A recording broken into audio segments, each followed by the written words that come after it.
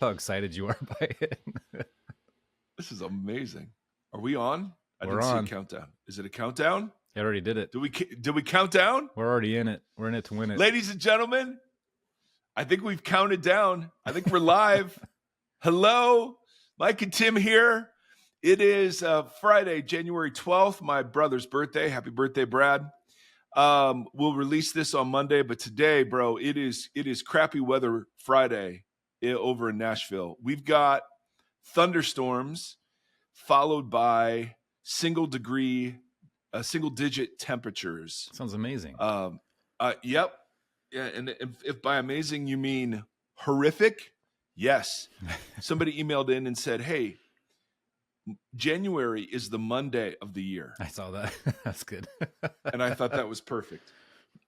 Absolutely. So, hey, we just want to say hello, everybody, and thank you for tuning in. We're so blessed, humbled, and surprised every week that we put these things out and that people listen to them. So, and we've got, my goodness, we've got so many emails rolling in that are encouraging about non-friend stuff, about giving stuff. I mean, it's insane how incredible our community is.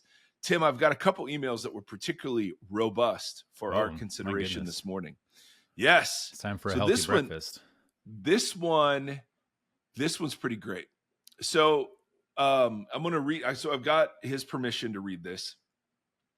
First, thank you guys so much for the podcast. You're welcome. I love your discussions and wish I could be a part of the fray. Well, I have good news. You are. Welcome. I'm so thankful for your thoughtful, graceful, godful talks and teachings. Wow. I hope that that's true. You asked for future topics, and this one's juicy. He didn't say that. That's my commentary. Most of my Christian media consumption is pretty progressive, filled with, quote, deconstructionists, which sounds like a possible Van Damme comeback vehicle, who can't stop decrying the evils of evangelicalism and purity culture and megachurches, etc. What has begun to bother me is that we never talk about these things in their fullness. There are, to be sure, evils that have come from these religious movements that we are deconstructing, but we never seem to mention the good that at least was intended to come out of them. For example, purity culture. I know that the writer of the book, the father of the movement, has been vocal in speaking out about the harm his movement did, but that's certainly not what he intended. He was a faithful follower trying to do good in the world, and either he was wrong or his work was corrupted by humans that cannot seem to stop corrupting good things. And I hear no one voice acknowledging this. And I'm not specifically asking you guys to acknowledge it. What I want to hear is some thought, some vision casting, some doom predicting on your part for how badly this deconstruction movement could go. In 30 to 50 years, how might people have torn your work down and pointed out all of the damage it did to the kingdom of God? Boom. What a question. I think people are already doing that. My thinking is, if you give some thought for the wrong turns people might take on the road you're trying to pave, perhaps you can be mindful about the types of signposts you set to keep people on the straight and narrow and limit the damage done by those who will inevitably corrupt your work. I don't know. Maybe I just feel sympathy for the purity culture people. I know people for whom that movement was very helpful, and it's just getting constantly lambasted. I can feel through my headphones the cold sneer on Tim's face every time he says the words. Thanks for your time. Thanks for your efforts. Thanks for your dedication to the kingdom of God and to his people. So if you tune into YouTube, you can actually see my cold sneer. Bro. Yeah, you don't. I don't know. I think both of us probably have some verbal sneering going on when we talk about this. So I love when we get these emails because, first of all, they're couched so gently and graciously in encouragement and appreciation. And so thank you for all of that. That means a lot. And I love the push on you're right. If we're not careful, we are among so many voices that are just pointing out all the ills. And part of the reason for that is that those are the ills that have negatively affected us. What we don't acknowledge, to your point, is all of the ways that evangelical culture nurtured us to this point and somehow and in some way made room for us to become these kinds of people where we ourselves kind of wrestle with what the Bible actually says versus some of the cultural stuff we inherited. So granted there, I love the purity culture example as an example that we get to play with. So let's talk first about purity culture, about what it intended, about what happened, and then deal with the second question is, well, how would people deconstruct us? Where are we harming evangelicalism? Because certainly, when books like I Kissed Dating Goodbye were being written, the goal wasn't to harm anybody, right? When evangelical culture in the 90s was, at its zenith with Christian music and rock, and the goal wasn't to harm anybody. Or the megachurch, the megachurches that I was a part of and led, certainly the goal wasn't to harm people, nor is our goal to harm people. So, man, just so much juicy stuff in there. Tim, first shot, what do you think? Oh, this is all. So I didn't see these emails beforehand, so this is all very unrehearsed off the top of my head. Well, I didn't study them either. Just for the record, I know you were sitting there with your glasses on, writing pondering notes. Yeah, pondering ponders, No. deep thoughts with. No, I like getting our like fresh takes on these. I was just talking to somebody about this the other day. We were on a hike and we were talking about something else that was akin to purity culture, and then we kind of drifted into purity culture, and Josh, right? Josh Harris, was that his name? Yeah. Yep. Because I was a youth pastor when that book came out, and all the parents wanted me to. It was like very important. None of them had read it, but they all wanted me to make sure that we were pushing that. So I read it, and then told them that we would not be doing that. I don't think Josh was being malicious. I think he was super young and super naive, and was surrounded by a bunch of people who told him kind of what. I mean, if you can go back and watch some of those, actually, if you watch the documentary that he put out, kind of picking it apart, you can see him on TBN and those things. And even the TBN people, I don't think that they are necessarily, I can't say either way, I don't think that they're necessarily trying to harm people like you said. However, they're so misaligned that I think they are harming a lot of people. I think that's why we have cliches like the road to hell is paved with good intentions. Right. They're looking to make money, and the purity movement became a huge money-making thing. So whether or not people are acknowledging that they're in a business that is making money or not, they are, and that is part of the intent. And I don't personally know anybody who was and I'm sure I have friends who listen to this who will say, me, I was, but I can't think of anyone off the top of my head that went through purity culture that is not carrying a ton of baggage from that. So I don't know. And we've had these conversations where we're trying to figure out, like, as we raise our children, I do think there are tenets and pieces of why you wait. It's not any of the reasons that I was given. I think there are healthy, emotional, and physical and different things that come alongside of that, but it's not shame or fear or any of that kind of stuff that was drilled into our heads that we all carried into our marriages.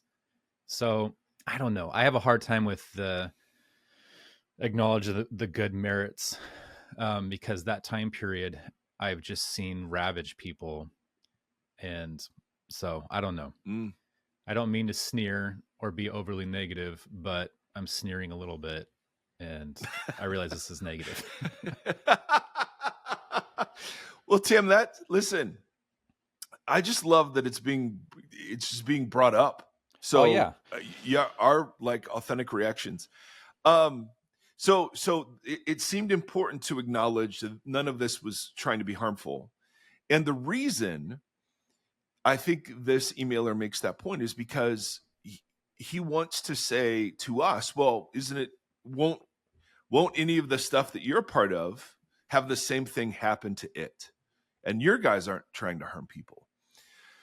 So let's grant that Yes, I mean, as part of the evangelical marketing machine, the Christian industrial complex, as our friend Sky calls it, yeah, the stuff gets corrupted just being a part of that.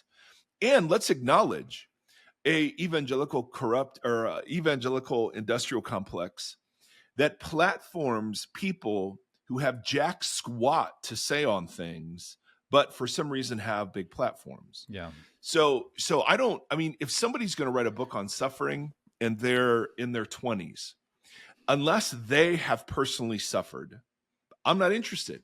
Right. If somebody's going to write a book on parenting when their kids are 8 and 10 and they haven't lived through teenage years or the turbulent waters of young, adults moving out of the house, I'm really not interested in what they have to say. Right. If someone hasn't walked with Jesus for 30 or 40 years and that hasn't always been pretty, I'm not interested in a devotional book. And so I've become greatly skeptical of the fodder that gets forced down our throats from people that have big platforms, but don't really have the lived experience sitting behind that. Right. So I think one very huge mistake in purity culture was the advocates for it were almost exclusively, not almost, there were some women advocating for it, but the big guns were all white men with a certain theological persuasion. And they platformed somebody who just not lived through the vicissitudes of life enough to know and to be able to say for certain whether or not dating was actually a good thing in its American forms or not. So I've just grown skeptical of so much of the stuff, unless it's written by people who have advanced degrees. And I don't mean to just punt this to expertise, but I trust a therapist's take on some of these things more than I would just like my own take or a pastor's take on this. Or unless they walk with a limp, I'm just not prepared to grant. And I didn't have that sort of discernment when we were doing, vocational ministry in the 90s. And so, yeah, whatever the latest thing was, I mean, the big thing for my wife and I was growing kids God's way. That we were in a church full of young families. And so everyone was like, yes, this is the thing to do. You put the kids on schedules, cry themselves to sleep. You don't let them sleep in your own bed. You don't That was a whole big thing. And we had a class at our church that was taught by people who advocated spanking, spoil the rod, or spare the rod, spoil the child was the mantra. Right. I think that stuff is jacked up. Now, there was no intent to harm. To me, that's not the issue. The issue is what's the fruit of these sorts of movements. Because purity, the heart of purity culture was to say, hey, God wants sexual integrity. God desires sexual fidelity. There's a telos to sexuality that culture doesn't recognize beyond just self-fulfillment and pleasure. Right. And we'd still agree with that. But the way in which that got wrapped into a gospel that didn't quite honor the full humanness of us or the sexuality of us or the kingdom of us, I think we're right to point all of that out, to say, hey, there was some bad fruit. If his point is only acknowledge that there was some good, I'm sure there was. I didn't experience much of it. I'm actually in therapy working on some of the things that I taught myself, right, and was taught about sexuality. And then I'm living in the intersection of children who have because they're not raised in purity culture, they don't see virginity as like the end all be all. They see faithfulness or fidelity as the end all be all. And so, man, so point one, if there was good that came, I'm sure there was, because God uses everything. Great. Let's acknowledge that. And certainly let's acknowledge that nobody was trying to harm anybody beyond just making a profit. No one was trying to set up, Josh wasn't trying to set up people for sexual issues down the road or whatever. Right. He was trying to alleviate that. Let's also acknowledge that we're wrong. The problem is we have no way, I don't know if it was Willard who said this, but I heard it in the context of him where it was like, hey, I know I'm wrong about 20% of the things that I say, but I don't know what 20% I'm wrong about. And I think for us, we're much higher. Well, He is Dee Willie, so He is, dude. He's like the fifth like gospel writer. Um, so he's the fifth so Beatle, the fifth gospel writer. so what do you think? And we can look at our work specifically, or the whole deconstructionist movement, or whatever. Like this is some of the stuff I've heard about the work I do from people that have concerns. A, it's not clear enough on sexual ethics. Because we want to make room for people who disagree on sexual ethics, we're not clear enough on what our view is and what we think the scripture teaches and all of those sorts of things. And I've had younger leaders say this. Listen, you're fogging people up here by allowing it to be an area where people can disagree with each other. So that's something I've heard personally. Another thing I've heard personally is that we're way too friendly with the idea of deconstruction itself. That I mean, that's, people have said this, and I'm not, and these are some people that I respect and trust, who say, man, by giving so much permission to this, are we normalizing unbelief? Are we normalizing hey, just because there's a bunch of disagreement, we can't really know? So is our epistemology off a little bit? So I think I've heard that. I think I've heard that I overemphasize the gospel of here and now, and not the now and not yet. To which my response is, well, yeah, I'm doing that in correction. But maybe future generations will develop a more robust, second coming. I think I hear that we're too negative. We spend too much time critiquing whether it's dispensationalism or megachurch environments or whatever. So the focus is too negative. It's not positive. If only people knew how much you were keeping us like into the positive. No, I mean, but I'm open to all of that, right? I mean, because the last thing I want is to help people turn away from Jesus. But I want people to turn away from Jesus if the Jesus they've turned to is an ugly Jesus. That's the thing. You know what I me mean? Like I'm not worried about I don't care if I am proven wrong. If I say something and it's brought to my attention that I'm incorrect, then I will change. I'll be like, okay, thank you. Like, which has happened a lot, by the way. Yeah, and I'm more interested in truth than I am in being right. So I'm not worried, but I'm not worried about future generations looking back. I'm sure that'll happen. That's part of the human story, and I don't think that we are doing anything that preaches like this is absolute in a really like destructive way. But I'm weary of anything that is like a title or a platitude that has no roots. And so purity culture was kind of that. It was like remain pure, but there wasn't a lot of talking about the stuff that you just kind of went through with like sexual ethics and agency and all these different things in there that were not a part of the conversation. And so, but it was important to hold the title of pure. And I see that in politics too, with like, I remember having conversations about George Bush Jr., and it came down to an argument of like, well, aren't you just glad that we have a Christian in office? And I was like, not if he's, no, I don't care. Like, I want somebody who's like working on behalf of people and trying to help humanity out. And if they're not doing that, then they're actually kind of tarnishing the name of Jesus. So no, I don't. So I'm not interested in titles and platitudes. And I think that part of what quote unquote deconstruction is asking those hard questions of things that we were just holding lightly, or that we didn't know the full volume or merit of. Uncritically. That's better. So again, I'll hammer it all day. I hammer it in my classrooms too. Like, I am a really huge advocate of critical thinking and asking hard questions and knowing why you think what you think. And if people aren't doing that, then you're holding you're standing on thin ice, and you're holding something that's volatile or not, but you don't know what it is. And so it's like, Are we gonna get picked apart? Probably. Am I worried about it? Not really. If people are Uh, thinking critically and trying to figure out the truth, and we can help give some tools for that, that's great. Like I tell my students, like, I don't care where you land on a topic. I just want you to know why. See, now, okay, you're hitting something that is the core of our approach to this whole thing. We don't, I don't know. I'm going to say this, and I don't know if I mean it, I like it but I already. think I mean it. Right. Perfect. Yeah. What's new?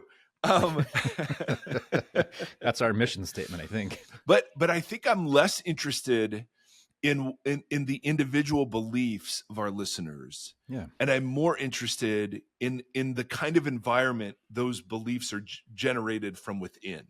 Mm-hmm. So a certain view of God, a certain view of faith, a certain view of salvation lends itself to the kinds of believings that I hope are generous and warm and hospitable and forgiving and compassionate, versus the kind of believing. So I can believe in the Trinity and the uniqueness of Jesus, but I can believe that in a way that is warm and open and generous. Mm-hmm. And I can also believe that in a way that's closed and judgmental and condemning. Yeah.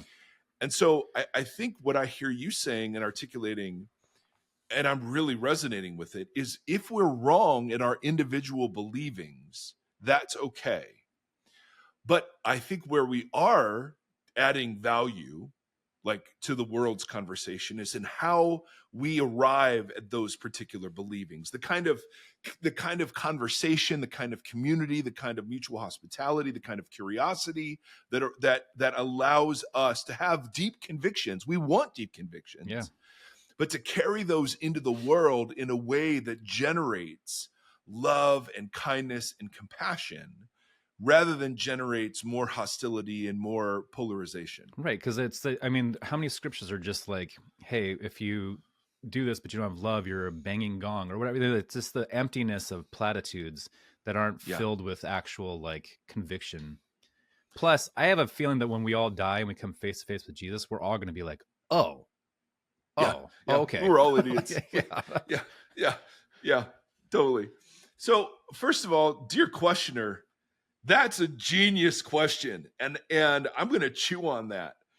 That's so great. And yes, of course, future generations. I think about my kids all the time, of how they will have to deconstruct our approach to politics. Were we too political? Were we not political enough? Were we like social media? Like, did we just allow technology to run rampant? We were all like lame parents because we just were like, oh yeah, here we go.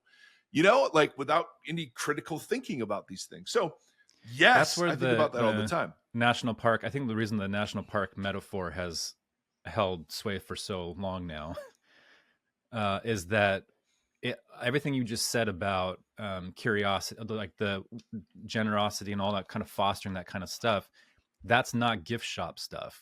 That is being out in the park with other people. And there's so much of that curiosity and helping each other out and all of it, right? Yep. And there's a little bit of danger to it and that kind of stuff too. But so I think that is helpful for me when I think about all these different things of like, if you take purity culture, for example, and it is just a platitude or just this like title or whatever, if you think about that in regards to going out to the park and climbing big rocks or whatever, if you're doing it without any wherewithal and just a title, you're going to get hurt. Yeah. I think this movement, this deconstructionist movement, I've said it before, I believe it to be true. I could be dead wrong, but I think it is a movement of rediscipleship, and it's a movement of Jesus. I think Jesus is in the process of exposing the evangelical idolatry in politics, in celebrity, in capitalism, in sexual sin. I just think all of this is being exposed. And of course, people will have questions about this, as they should. And so I actually am not discouraged or doom scrolled at all about where this goes. I actually think this will result in a much thinner, trimmer, deeper church. And you see across the world where these sorts of churches are the most vibrant. Mm-hmm. When culture either is no longer neutral or openly opposed to the teachings of Jesus, then I don't know, the church actually becomes the church. So I don't think it's a bad thing that all of this is going on. Anyway, one more question. Speaking of the national park metaphor, all right, this individual brings it up. So he says some very nice things about the last couple of episodes about new creation and then the lake of fire.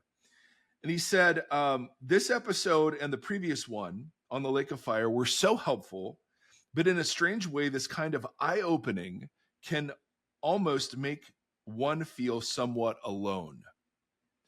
My wife and I were discussing how difficult or near impossible it would be to share this interpretation with some of our Christian friends and family for fear of being labeled heretics or universalists. Then, of course, there is the question of how to try to convey this to our children in a way that is approachable. My sense is that you, Mike and Tim, and Seth is included on this. Seth is at school right now, so we'll have to wait on his insights. But they would probably revolve along the lines of Chick-fil-A. I wanted to say that since you wrestle with the same challenges and issues, I wanted to thank you, but also for what it's worth, here are a few questions I'm left struggling with. Number one, how do we gently invite others out of the gift shop and into the national park? 2, ought we to be concerned about there being some truth to the universalist label? Number 3, if church is the foretaste for the heaven and earth space to come, ought we be concerned with, quote, saving people in the traditional sense? Or is that just a bonus option? Number 4, if Jesus' command is to go and make disciples, do we have to get all those folks saved? Should that look any different? Bro. And I'm saying bro a lot because my son has been home and we just bro each other. I'm typically not a broer, but we just bro. He'll just be like, he'll text me and he's like, bro. And I'll be like, bro? He's like, bro. And then we have variations. We have bruh, bruv, brah. Yeah. So all over the place. All right. So let's do some quick hitters, Timothy. How do we gently invite others out of the gift shop and into the national park? That is a great question. What do you think? I know for sure ways not to do it. Yeah, I'm trying to think about that because I think that in some parts, again, sorry to keep using this example, but in the classroom, I kind of think that's part of what my job is, and not necessarily in a spiritual sense, but in pursuing a broader understanding of things sense. I try to ask a lot of questions that provoke curiosity, and then it's like, hey, guess what? Now that you've kind of found this curiosity and this like little bit of thirst for wonder, wait till you can see what's outside. Like, so I don't just be like, hey, dum-dum, there's so much more than this. I had to be awoken to the fact that there was more, and which I'm eternally thankful for. But it wasn't out of like a guilt or a shame approach. And I'm not saying that that's what people do, but I think that sometimes I have been recently made aware that I can be I can lack vulnerability and can be condescending in what I think is just processing information out loud. Oftentimes it can seem preachy, and that's not my intent. So even as I'm answering this question, I'm in the process of working through that answer personally with how to really just like cultivate curiosity so that, I don't know. I don't think dragging people out into the park is the right route. But making people aware and kind of cultivating that mystery and that wonder that is inside of, I think, of everybody.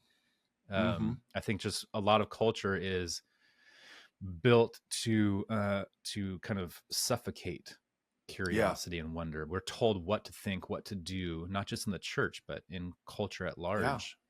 So taking a breath and being like, hey, we're built as beings of curiosity and wonder. Like just the fact that we can process thought and we're not Yeah, just like regimented in the way that we think. Like the fact that our brains are built to do that is a kind of a wonderful thing. it So I is. think that's how I'm trying to approach that, is that I'm really excited that there's so much more than the gift shop. The gift shop was cool and I like the sweatshirt that I got, but And it you was know, helpful for a season. sure. And that's, you know Yeah. what, on top of the national park thing, revisiting the Brueggemann orientation, disorientation, reorientation. Hmm. I don't know how many times I've brought that up in conversation since we kind of re-hit it. Yeah. But I think that's really, really helpful, that it's Yeah. easy to look down on orientation or even disorientation, um, Hmm. when in fact they're really healthy places and a natural process and a natural That's right. journey. So That's right. I think That's taking right. all, it's a big thing. It's not just like this is how you do it. Yeah. I don't know. No, bro, I think you're right. I mean, it's all in relational postures, right? So, Yeah, which is so all of Jesus, gently, right? Like, come on. So gently invite.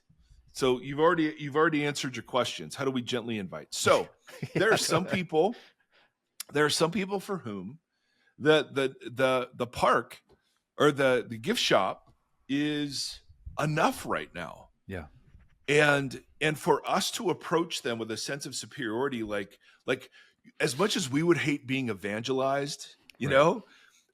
we subtly become evangelists now. Well, you guys, yeah, you're Christians, but you're really missing it. Totally.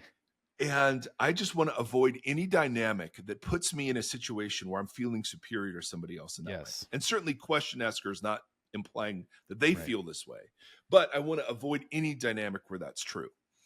So I've learned just absolute central relational practices are these: permission to be where you're at, which includes gift shop Christianity. Yes. Because sometimes it's helpful. I was there and Mm-hmm. it was helpful. There are times when a 30-second Bible answer, man or woman answer, is enough for the problem of evil.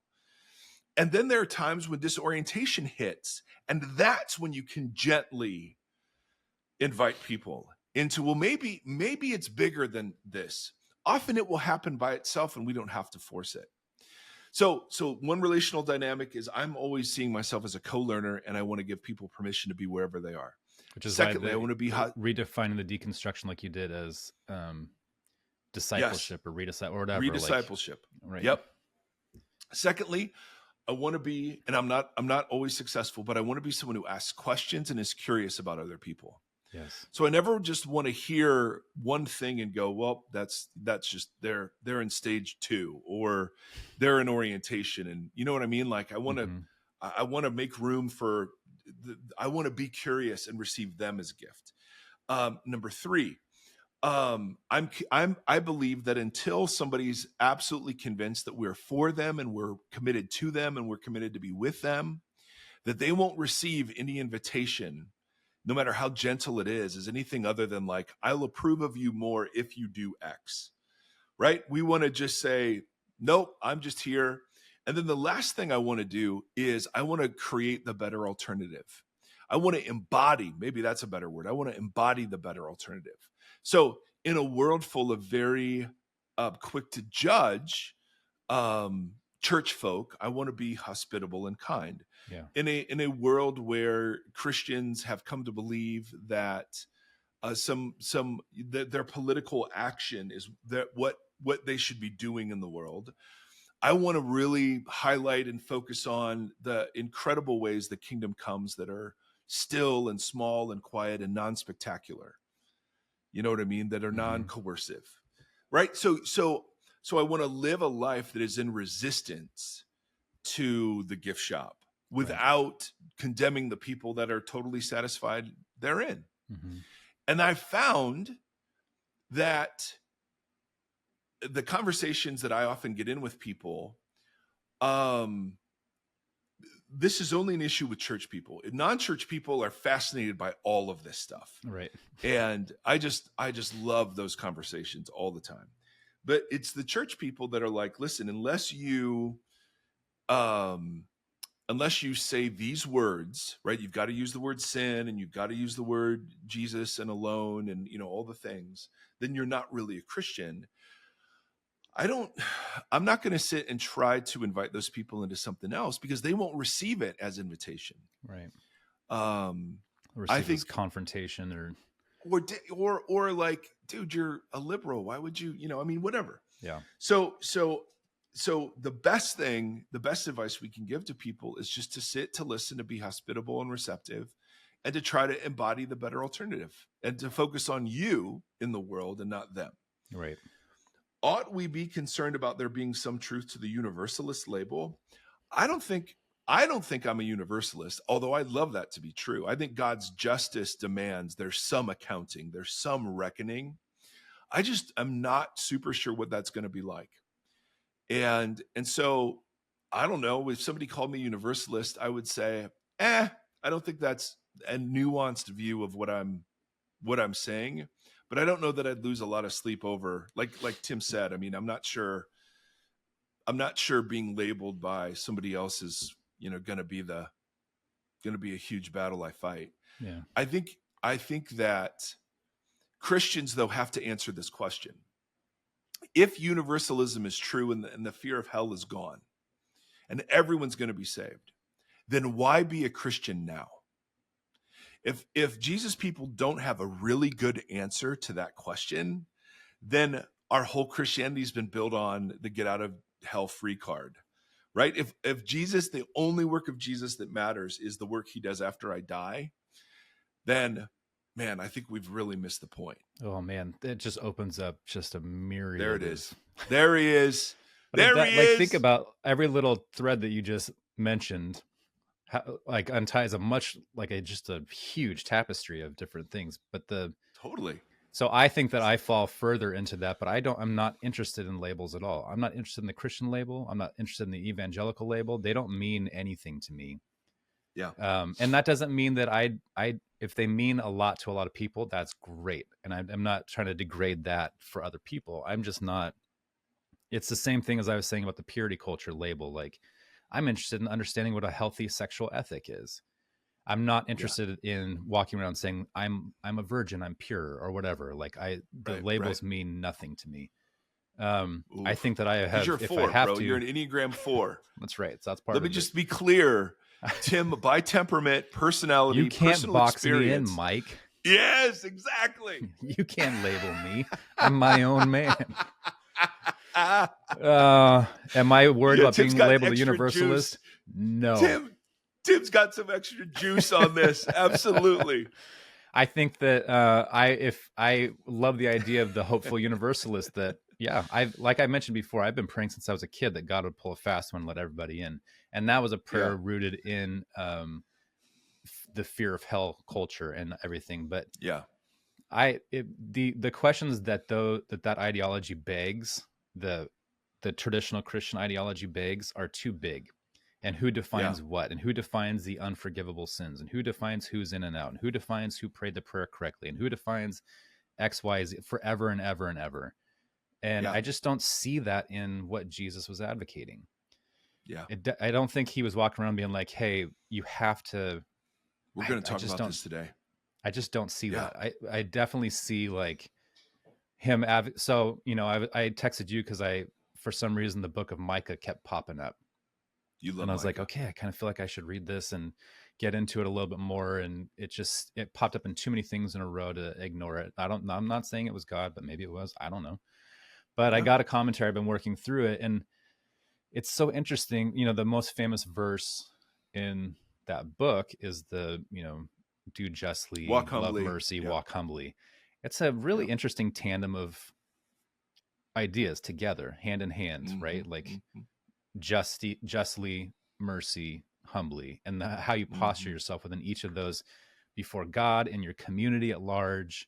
And I see that in what Jesus advocates. Like, there's something to the absolute participation in the restoration of humanity that I see as a key feature of what it means to be human, and human in relation to this deity that wants to make all things new and reconcile. And so all those questions, I run through that. So does that make me a hopeful universalist?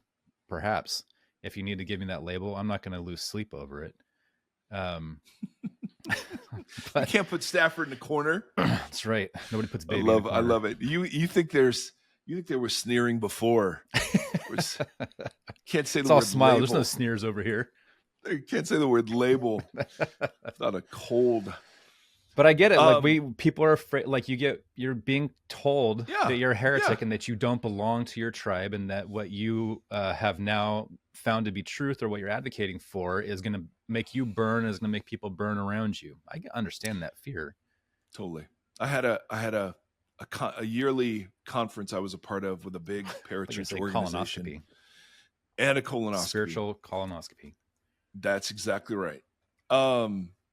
And I'd preached some stuff on hell, just saying, hey, I wonder if like annihilationism, which is something I've come to more fully sort of embrace. Yeah. But then I was just saying, hey, this seems like a legit biblical option. And so there was this one part of their big nationwide staff team that said, hey, I'm not sure. I think this guy could be a little heretical. So I get pulled onto this phone call. I'd spoken at this conference for years, and it just felt awful. Yeah. And I felt really misunderstood, not valued, kind of resentful towards the whole thing. So what the labels do, and the reason why sometimes I think I resent them, is they're shortcuts. So you don't have to appreciate the nuance of somebody, either their 100%. personality or and so I'm just, if somebody were to say I'm a universalist, I'd say, not in the way that you mean. I hope. I mean, if it's hopeful, dude, all day. Yeah. But Jesus warns against something. There's something. And there is a reckoning. There's no doubt. There has to be. In the moral logic of the Bible, there has to be. But the weight we put on the specifics is totally not justifiable to the weight the Bible puts on the specifics. Right. Because the Bible gives us, I think, contrary and contradictory specifics, right? Because they're talking in metaphor, right? How can it be a place of darkness and a place of fire? I mean, just to name one of the most obvious ones. You know what I mean? So I don't know that you ought to be concerned with this. I understand, though, the reticence, but this is where I just think asking good questions sort of helps. So you're not, I mean, if I'm feeling like I have something to defend, I'm already in a situation where I'm not usually behaving in very Jesus-like ways. 100%. Let's talk about, I mean, man, these are so good. We're 42 minutes in. We haven't gotten to hell yet. Don't worry, we'll all get there. Ought we be concerned with saving people in the traditional sense? Now, I can tell you what Tim Stafford's going to say, because he is all into his fourness right now. And this is what makes Tim and I so fun, because I'm much more positive. He is not. Hey, that's all, man. That's all like a matter of a vantage point. It's all positive from where I'm looking.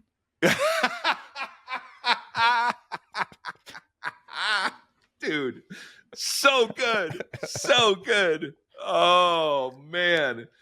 So ought we, so here's what I hear Tim saying too. Hey, ought we worry about people who saving people in the opposite sense? Tim's going to say no, not at all. Am I right? Yeah, no, I'm not concerned with that at all. Yeah, exactly. I don't think it's my job. I'm not the savior, even though I may sometimes have a savior complex. Deep down, I know I'm not. I'm more interested in forming a community of salvation, of people who have been, are being, and will be saved, than I am about calling individuals to pray a prayer. So a community of salvation to me looks different than a community of saved people. Yeah. Right? A community of saved people is a community of people who've crossed some line. It could be baptism, could be speaking in tongues, it could be praying a prayer in your heart. A community of salvation is a community where the liberation of Jesus, the compassion of Jesus, the conviction of Jesus, all of that is mixed together and into a really colorful soup of different people encountering Jesus at different points of their lives. So the distinction about who's saved and who's not saved is less important than the distinction of who's connected to the community and who's not connected to the community. Totally. You know what I mean? So the way I evaluate the kind of church I want to lead, I want to lead a church that treasures the incarnation. So it's a human community in all of its fullness. It's a respecter of humans in community. Yes. I want to honor the crucifixion of Jesus. So I want it to be a cruciform community. And I want it to be a community that honors the resurrection of Jesus. So it's a new creation community. That kind of community in the New Testament is a community of salvation. That is a community that proclaims the Lord's death until he comes whenever they take the bread and eat the cup. Well, drink the cup and eat the bread. Hello. So we're not eating cups, ladies and gentlemen. All right, let's talk about hell for a second. These are so great. I mean, these are so great. I just I am holding back so many inappropriate things. Okay, just give us one. Just give us one. I probably should. I'm dying. I'm dying right now. When you just mix that up, there's a very famous, funny quote from Three Amigos, where El Guapo mixes up some pretty gnarly phrases, but that's what popped in my head when you said. Tim, I want this to be the kind of community where you don't hold back. Well, I don't good. All the time, but yeah. Tim, I love you're in a rare mood today. I like this, and it's not a rare mood to me because I get to see you like this a lot. Well, it's always just I'm trying to parse out before I speak what's helpful and what's not helpful. El Guapo may have not been helpful in that scenario, so I withheld. All right, speaking of hell.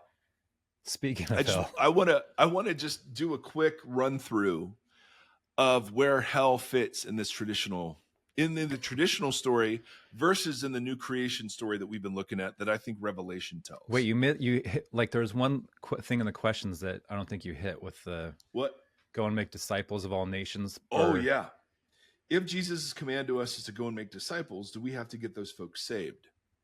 What is that? So, and you guys parsed out that information prior, like the go down from here and make disciples. And what is it? What does discipleship mean? And what does community mean? And what does all that mean?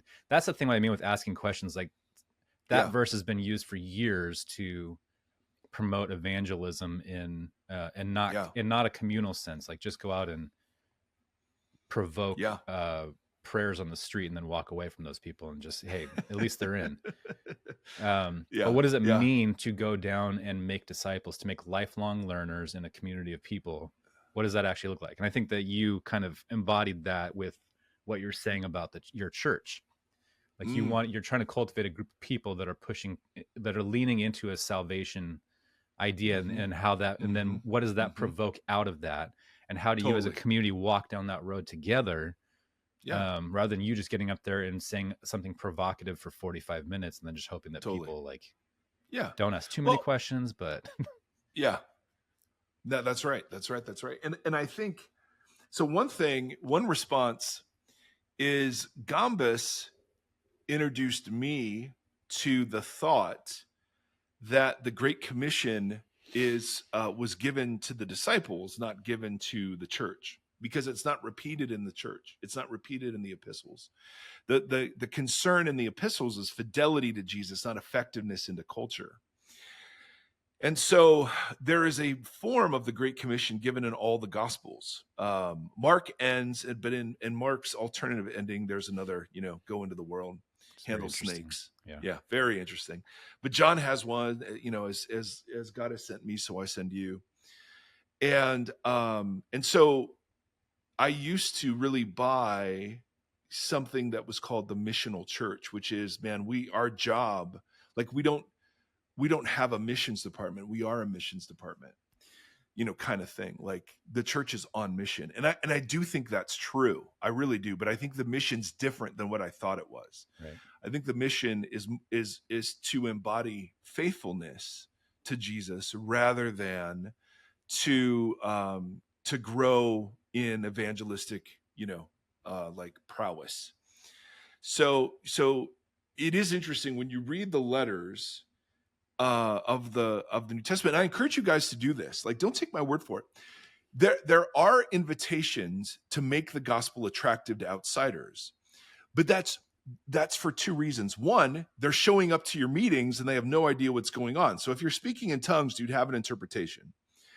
But the second motive for that is because Christianity was being greatly misunderstood by culture, right? They were called cannibals in some places because they ate the flesh and blood of a dead person, right? They were sexually immoral in some places because they would have these extended love feasts.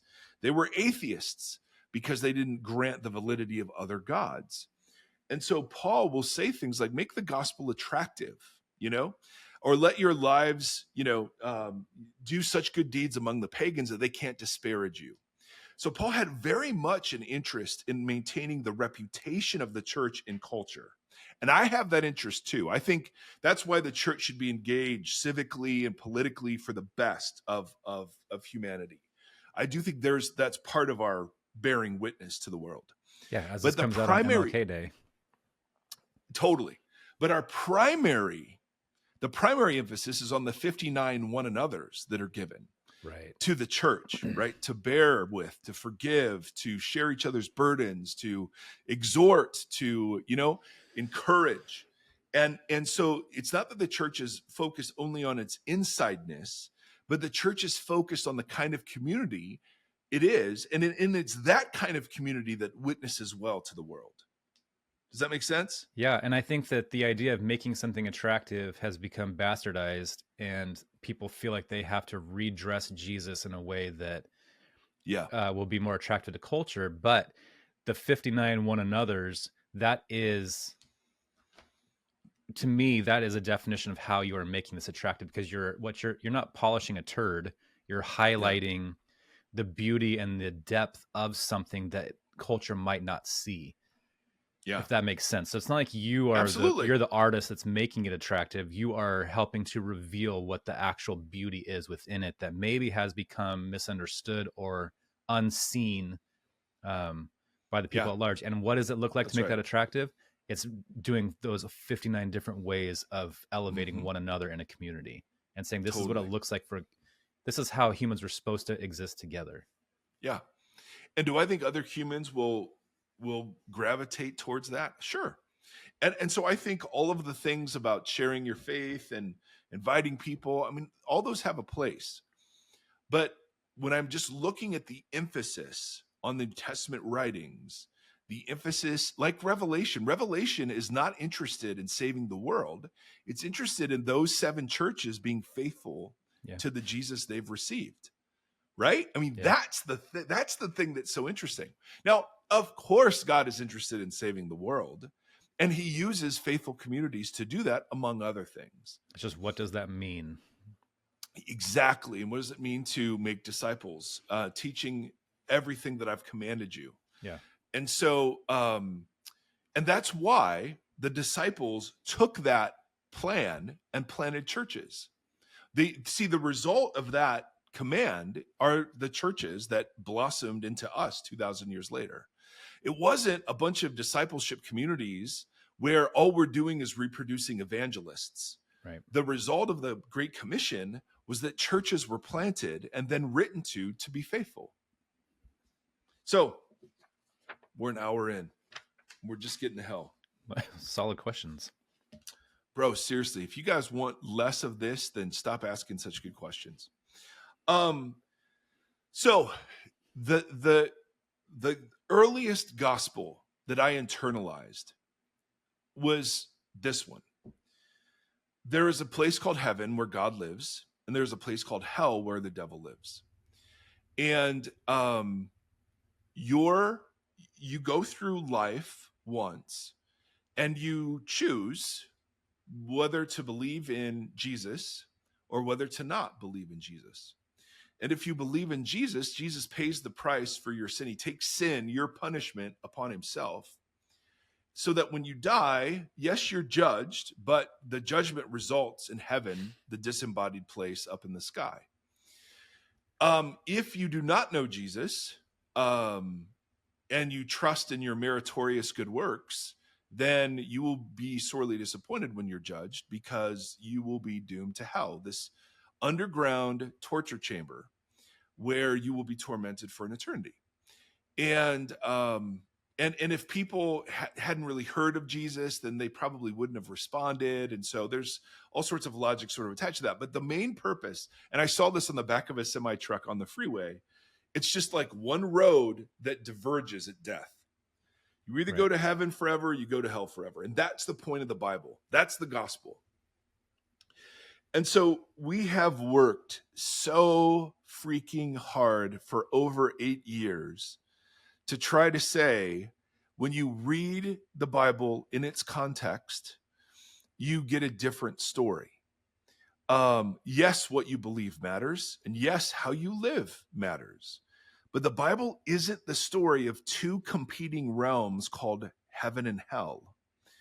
The Bible is the story of two realms that were initially united and joined together, but were split and will be rejoined in the future, heaven and earth.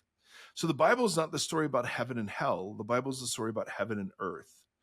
And this, friends, is the biggest implication of all of the things we've been talking about. That the preaching of the apostles in the book of Acts, read it for yourself, don't take my word for it, talks about God's judgment. Because God's judgment, to reunite heaven and earth, there is judgment. No question, there's a reckoning, and there has to be. There has to be. But not once is anyone threatened with eternal torment. Not once in the evangelistic preaching in the book of Acts. It's fascinating. Read it for yourself. The fear of hell was never a motive that the apostles used to get people to believe in Jesus, particularly when they're preaching to Jews. Now, when Paul goes and preaches to the Romans, he does talk about a day of judgment. He does say, God commands all nations everywhere now to repent, because now what was unknown to you, I'm proclaiming. So you have a decision to make. But nowhere does he say, if you don't make that, you will go to the eternal torture chamber, for the rest of your life, to be eternally tormented. And so the biggest, most irksome, frustrating part of my evangelical heritage is the overemphasis on hell and the attendant proclamation of fear as a motive for following Christ. And I do think that harms people, and I think that itself is harmful. So you talk about things that I'm happy to deconstruct. I'm really happy about this one. Yeah. The amount of harm that's been done is I don't know, nauseating. And to what so end? yeah, like, well, if your whole thing is getting people off a sinking ship and getting their souls into heaven, and what that means is that they confess with their lips that Jesus is Lord and believe in their hearts that God raised him from the dead, then you'd use any means whatsoever, right? I mean, if you get a cancer diagnosis, Tim, bro, you need the freaking remedy, and you better wake up, not live in denial. So we want to shake people out of denial by recognizing there's an eternal judgment waiting for them. Their life and their believing matters, right? You can see the logic in it. Kind of, yeah. It's very like, I don't know. Yeah. It feels very anti discipleship to me. Well, yes. And that's our friend Dallas Willard. D. Willie said, for years, Americans have preached or evangelicals have preached a gospel that only is concerned with sin management and getting into heaven, and does not naturally lead into the very command that Jesus gave his disciples to preach, was teach them to obey everything I've taught you. Yeah. Why would I obey Jesus if my sin problem in terms of heaven is taken care of? Like, right. If you take away hell and you say, hey, everyone's going to be saved, everybody is going to be saved. Now, for some, there'll be a little more payment than others, right? We'd all agree that's fair. Yeah. But everyone at the end is going to live eternally with God. Then the question is, why would you follow Jesus now? Right. And if Christians can't answer that question with anything remotely compelling, then the whole system is built on a stack of beef and cheese, just like Santa. So Is that a saying? I don't know. It is now.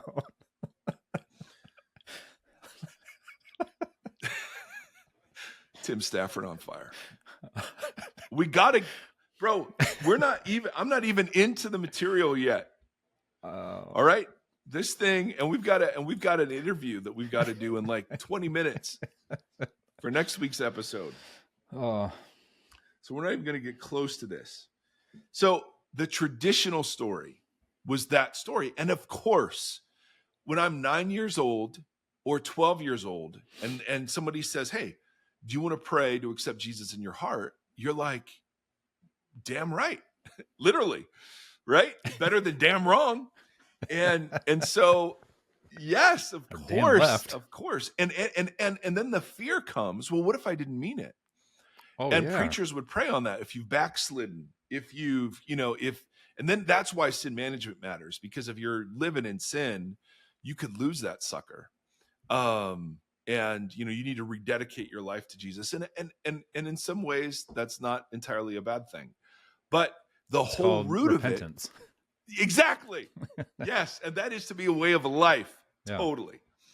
Well, it's exactly what you said. When you learned that about yourself, about sometimes, and I don't experience you this way, but I can see where as you're processing, you get into the feels, baby. Yeah. And people could hear that as condescending.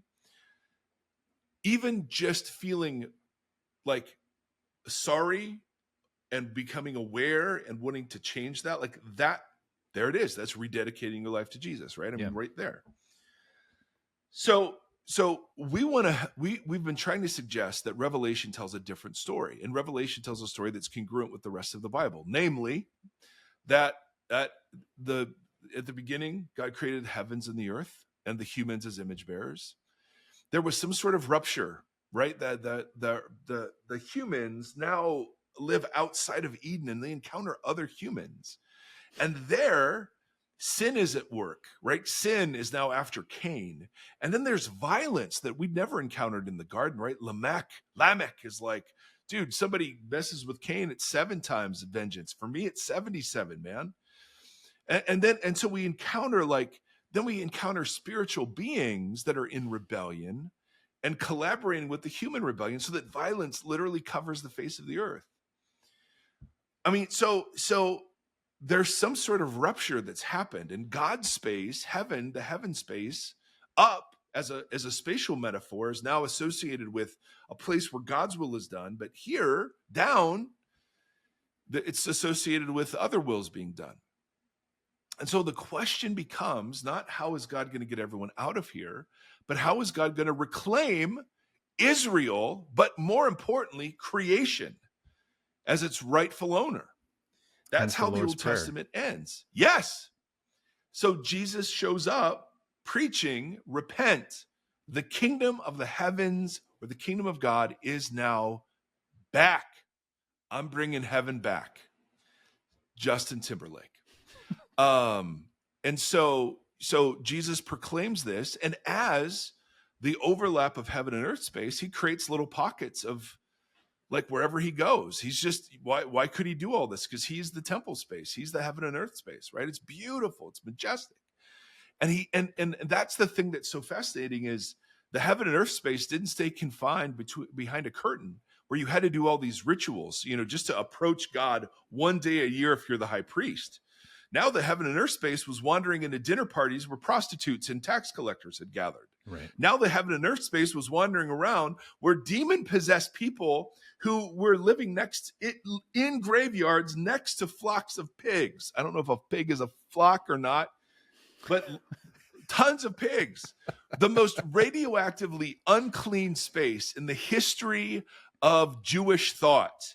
Right. And he's just like, I mean, you can't combine it. Dead, demon-possessed, and pigs. Right.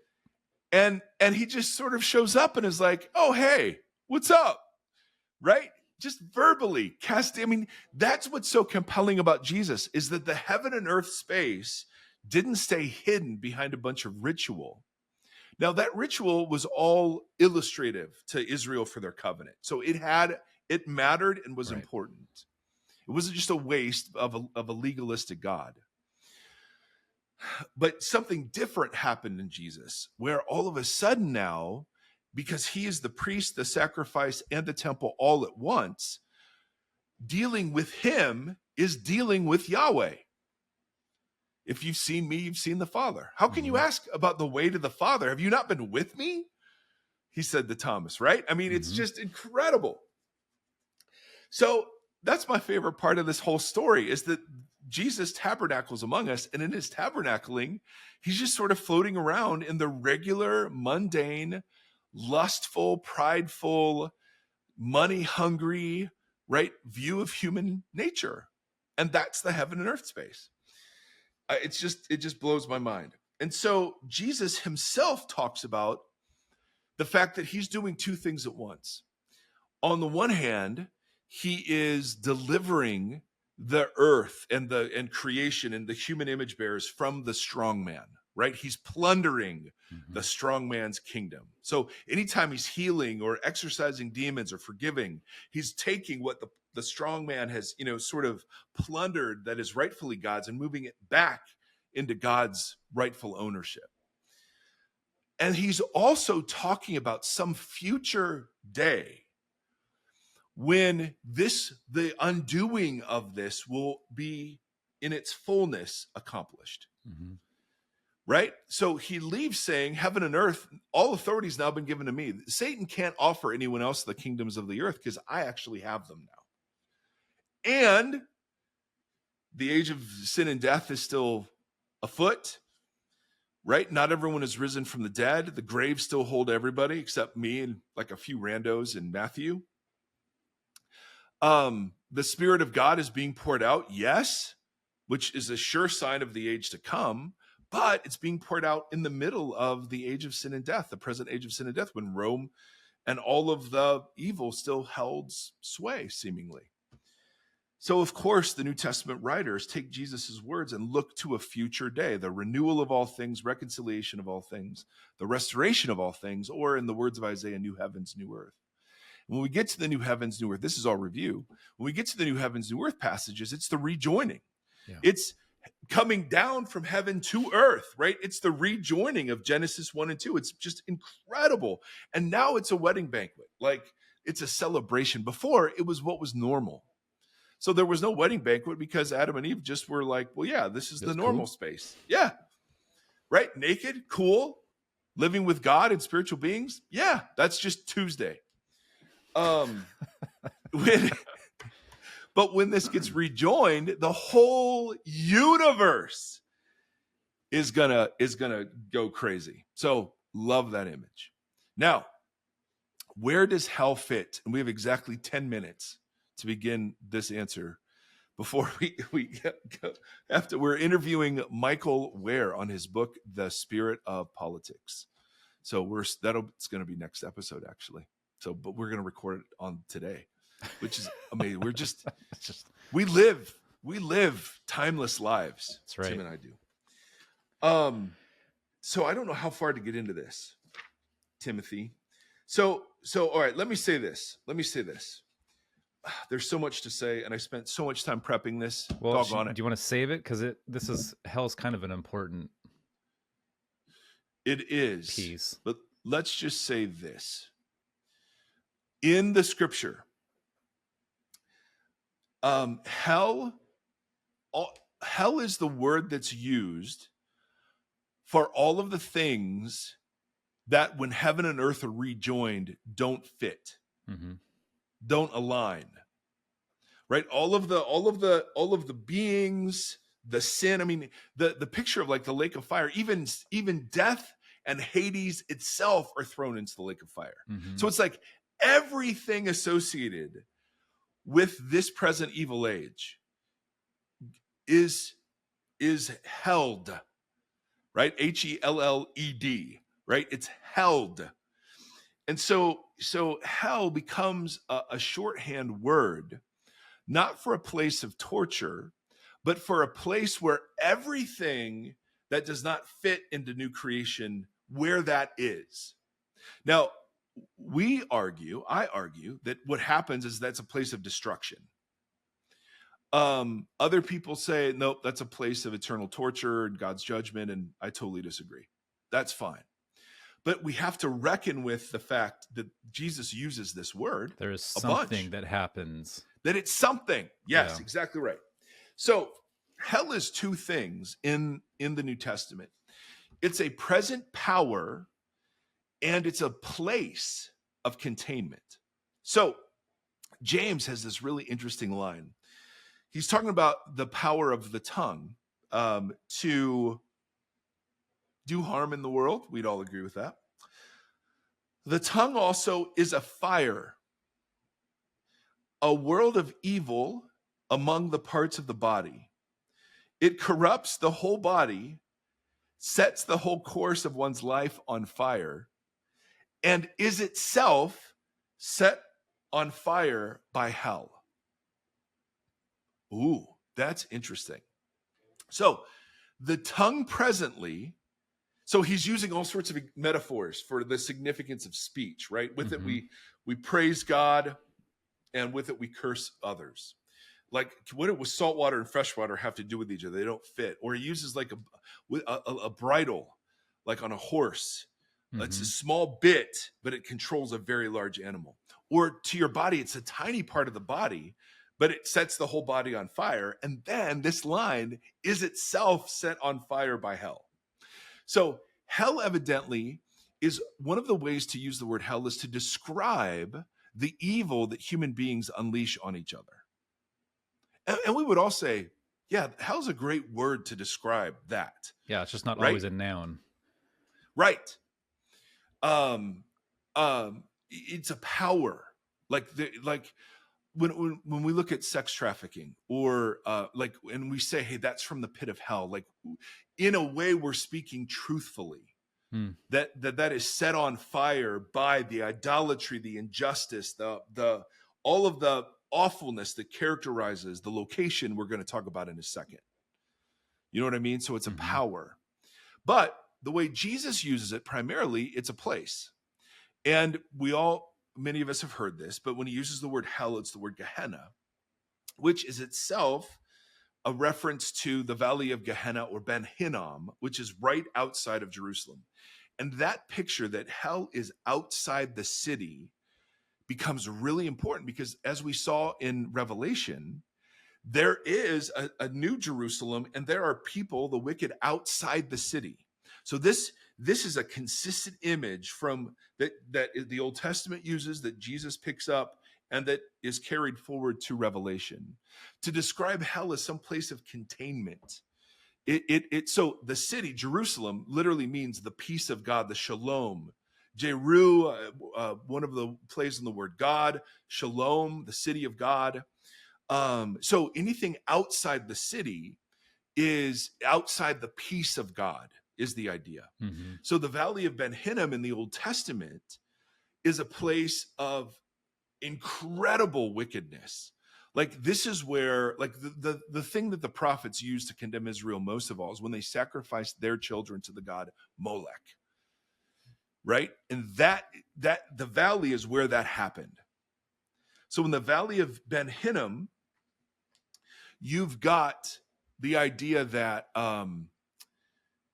that Israel was so wicked, they in their worship of other gods, they sacrificed their own children outside the city.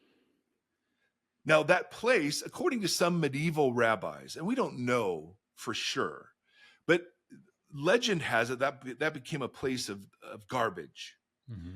But that is only very late. That's in the medieval period. There's no ancient source that says the Valley of Ben Hinnom was a garbage dump in Jesus's day. So I think it would have been known as the place of idolatry, the place of immorality, and the place of God's judgment, where he judged Israel for that great atrocity.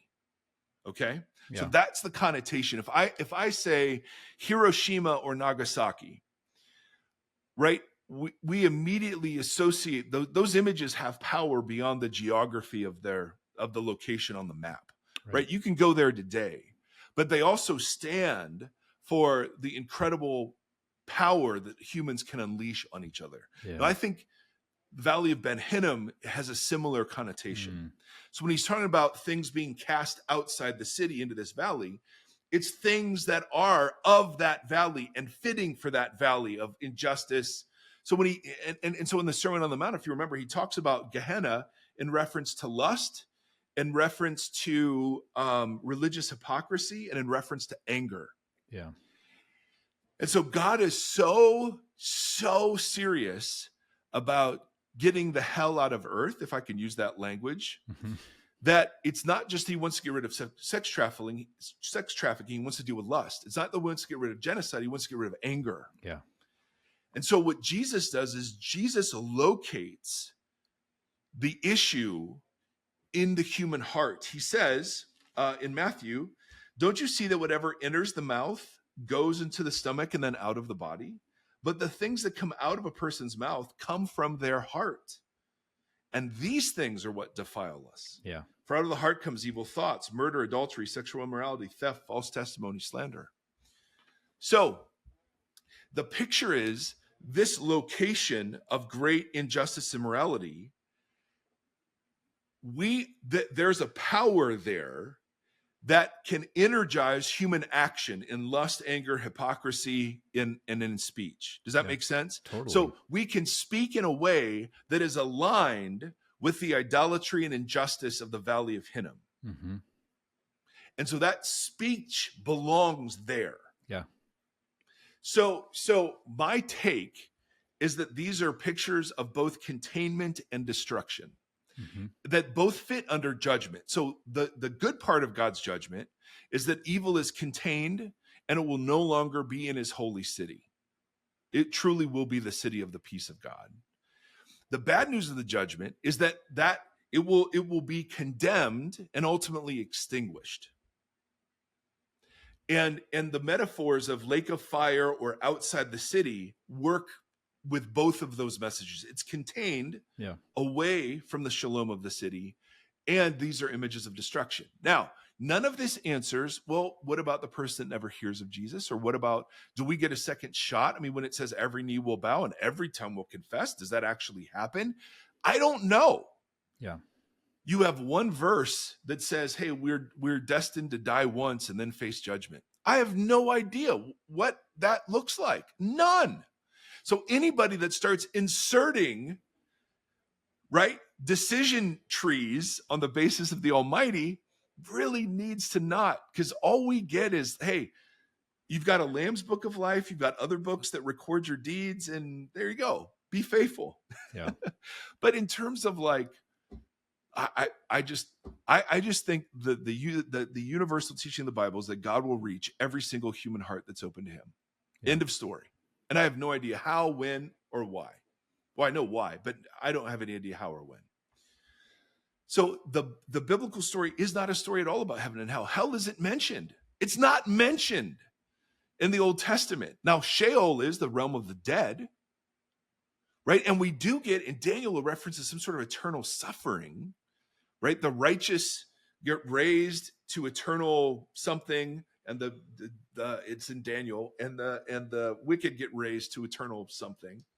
So, but there is this big theology of the afterlife. So when Jesus comes and starts talking about hell, the biggest point is that the Valley of Ben Hinnom, the fires of that valley that burned the children of Israel alive, were lit by human hands.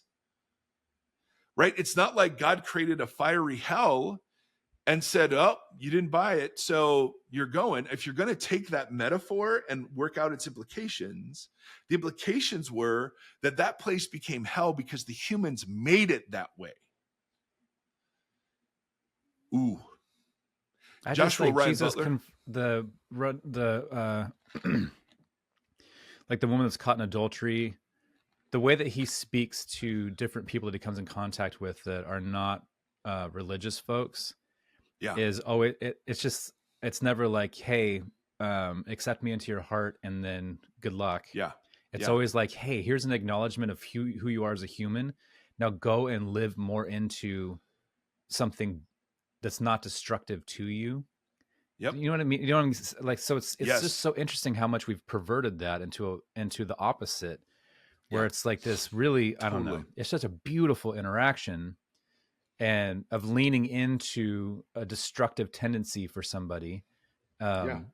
and invite them out of that into something so much more, and none So of do it I in like a weird, like totally, manipulative ways. Like totally, it's a, totally. So do I think people will go there? Well, Jesus really hinted at the possibility. But do I think that God sends them there? Boy, I really disagree. I really disagree. That's not the point of the metaphors. The yeah, point of the metaphors is that the fires of hell were literally lit by human hands. Joshua Ryan Butler wrote a book called The Skeletons in God's Closet. If you want just a real introductory primer to this, that's a great place to start. Tim Mackey has some stuff on this as well, and then there's some much more robust like theological treatments out there. But we've got to go, ladies and gentlemen. Somehow you've exhausted us, and Tim is on fire, not from hell. that remains But to we're be going to seen. record an interview in 10 minutes, so we got to go. Bye. Bye.